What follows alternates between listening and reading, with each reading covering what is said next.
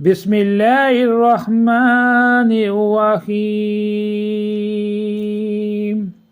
السلام علیکم۔ روزانہ واقعات سننے کے لیے اس چینل کو سبسکرائب کریں۔ حضرت ابو ایوب رضی اللہ تعالیٰ عنہ فرماتے ہیں، حضور صلی اللہ علیہ وسلم جب مدینہ منورہ تشریف لائے تو حضور صلی اللہ علیہ وسلم نے میرے ہاں قیام فرمایا۔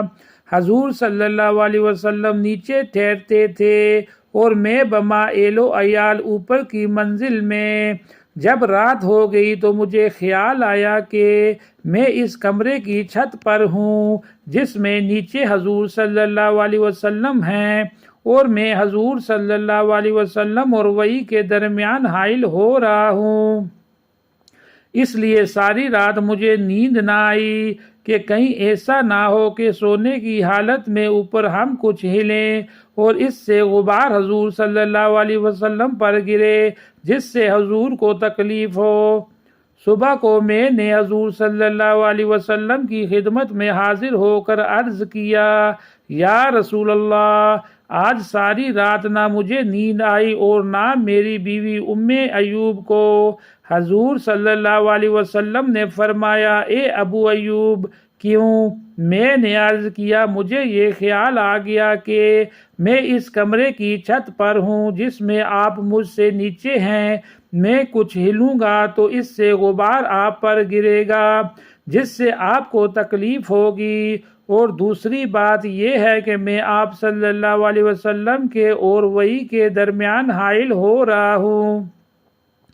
حضور صلی اللہ علیہ وسلم نے فرمایا، اے ابو ایوب، ایسا نہ کرو، کیا میں تمہیں ایسے کلمات نہ سکھا دوں کہ جب تم انہیں صبح اور شام 10 مرتبہ کہو گے تو تمہیں 10 نیکیاں ملیں گی اور تمہارے 10 گناہ مٹا دیے جائیں گے، اور ان کی وجہ سے تمہارے 10 درجات بلند کر دیے جائیں گے، اور قیامت کے دن تمہیں 10 غلام آزاد کرنے کا ثواب ملے گا، اور وہ کلمات یہ ہیں، لا الہ الا اللہ، لاہ الملک وَلَہُ الحمد، لا شریک لہ۔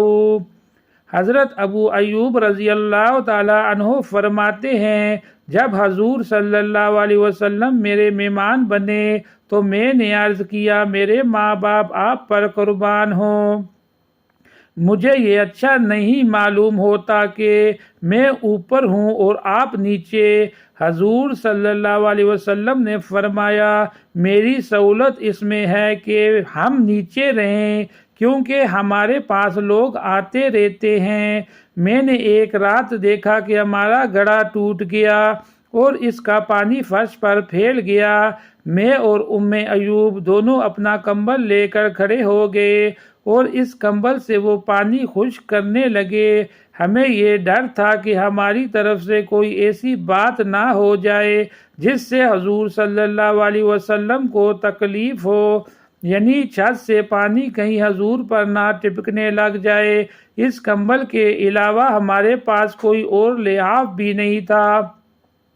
وہ کمبل گیلا ہو گیا اور ہم نے ساری رات جاگ کر گزاری۔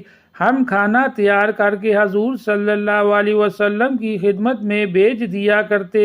جب آپ بچا ہوا کھانا واپس کرتے تو ہم اس جگہ سے خاص طور سے کھانا کھاتے جہاں آپ کی مبارک انگلیاں لگی ہوتی۔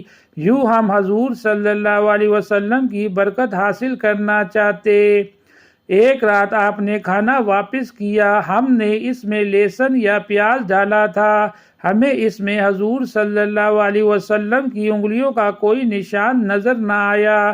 میں نے جا کر حضور صلی اللہ علیہ وسلم کی خدمت میں عرض کیا کہ ہم آپ کی انگلیوں والی جگہ سے برکت کے لیے کھایا کرتے تھے، لیکن آج آپ نے کھانا ویسے ہی واپس کر دیا ہے، اس میں سے کچھ نہیں کھایا۔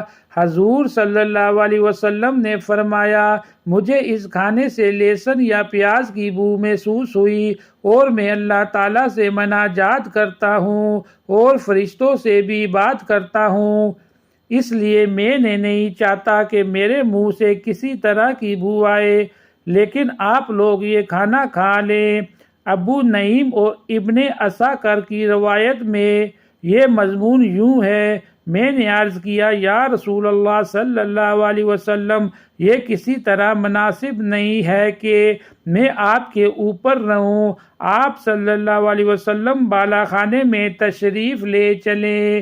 اس پر حضور صلی اللہ علیہ وسلم نے فرمایا میرا سامان اوپر منتقل کر دو۔